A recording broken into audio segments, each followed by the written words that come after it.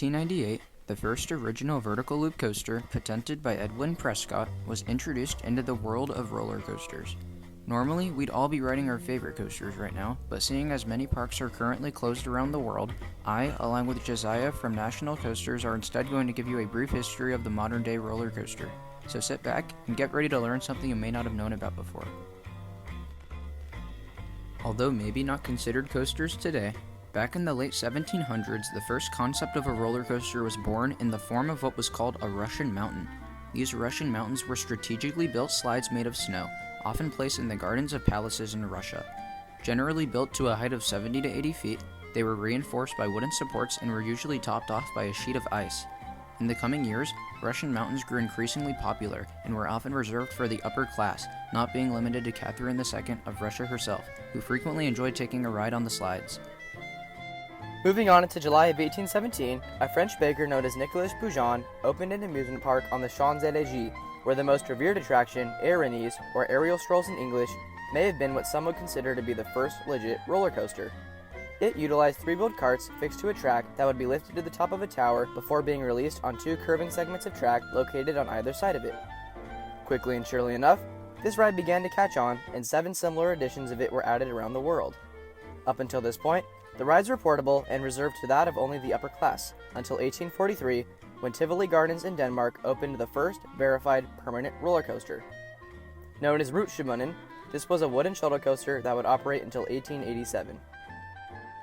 Within this time, the first inversion on a coaster made its debut as the centrifugal railway in 1846, consisting of a single-person wheeled sled that would navigate a vertical, circular loop. This model, often pulling up to 12 Gs, didn't last long as a result of many injuries and was ultimately removed not too long after.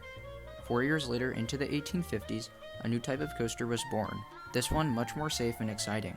Known as scenic railways, these new machines came to be after a mining company in Summit Hill, Pennsylvania, constructed the Mosh Chunk Gravity Railroad, an 8.7-mile downhill track used to deliver coal. By 1872, this idea became known as Gravity Road and was selling extremely fast to amusement parks around the world. With this newfound track design as a basis, LaMarcus Adna Thompson began work on a switchback railway, which opened in 1884 at Coney Island in Brooklyn, New York. At the top of a platform, guests would ride a bench-like car down 600 feet of track to another tower where the car was placed onto a return track and passengers could exit the ride once again at the beginning. In 1885, Philip Hinkle created a similar coaster with one crucial difference. This was the first full-circuit coaster with a lift hill, meaning no return track was necessary. Known as the Gravity Pleasure Road, this quickly outdid the Switchback Railway and became the much better and more popular attraction at Coney Island. Not willing to be taken down, LaMarcus Adna Thompson patented a new coaster design, this one with tunnels and painted scenery, known as scenic railways. As you can probably guess, this beat Gravity Pleasure Road, and soon it was found all over the county, being built and manufactured by Frederick Ingersoll's construction company in the beginning of the 19th century. As time went on, the 1880s arrived and the concept of a vertical loop again arose amongst the amusement industry. Inspired by the Flip-Flop Railway, Lena Beecher would design the loop-de-loop at Olentangy Park in Ohio, as well as similar designs in Atlantic City and Coney Island. Instead of a dual track like the loops from the 40s, this was a singular steel loop that seemed to be much better and more reliable than the first few attempts. Unfortunately, the vertical loop was again deemed dangerous for its whippy nature and high Gs, and all installations were removed. The idea of a vertical loop seemed hopeless, and it didn't make a reappearance for over half a century. Between this time, roller coaster design mostly stayed the same, with little change, although there were still a few steady amounts of scenic railway installations. It wasn't until 1919 that the next major advancement in coaster history arrived. John A. Miller pulled the curtain and unveiled the under-friction coaster design. This was the first version of a roller coaster that the average person today would recognize as a coaster. With many still in operation today, perhaps the most notable is Coney Island's Cyclone. It opened in 1927 and was an instant hit, with its design spreading exponentially across the world. It seemed as though the golden age of coasters was peaking and another breakthrough was soon to come, until the Great Depression postponed everything. Amusement parks generally began to decline, so in turn, so did the need for new coasters. It would stay this way until 1972, when Racer at Kings Island in Ohio opened. Designed by John C. Allen, this was the first major success since the Depression and it sparked a new light on the limits and capabilities of roller coasters. Up until this point, you may have realized that many coasters of the modern world are now made of steel, especially those capable of inverting. So when was steel introduced during all of this, and why is it more common than wood?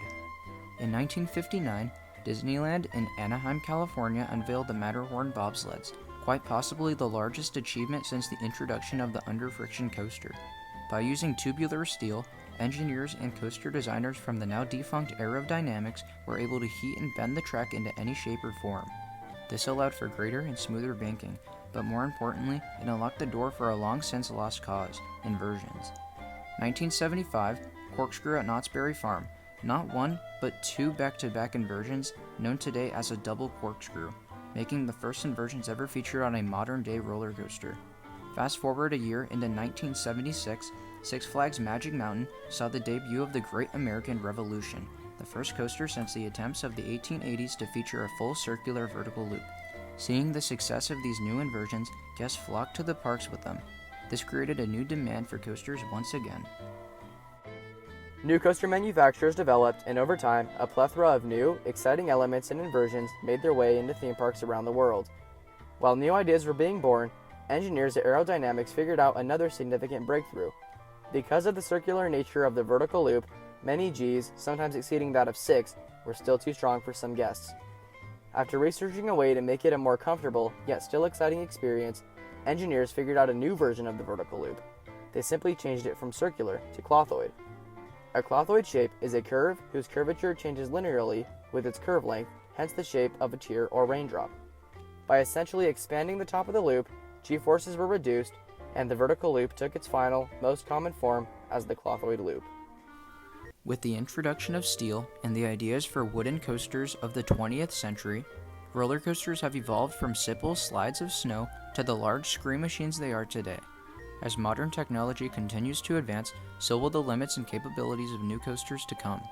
Next time you find yourself at a theme park ready to board the train of a wooden coaster or fly through the steel of a clothoid loop, remember that is the work of 2 centuries worth of engineering that pushed through trial and error and innovated the old and new world. I hope you enjoyed today's episode regarding the history of roller coasters and found just a little more respect and fascination for them. If you have any questions or comments, be sure to drop them down below in the comment section of this video. Also, one more thing before we sign off. This video was made possible with help from a good friend of mine, Josiah. Josiah, where can these guys find us on social media? You can find me on Instagram at national_coasters or YouTube at National Coasters, and be sure to follow Mark on Instagram at CoasterDash and subscribe to his channel as well. With that all said and done, we hope you guys enjoyed the video and we'll see you in the next one. Bye guys.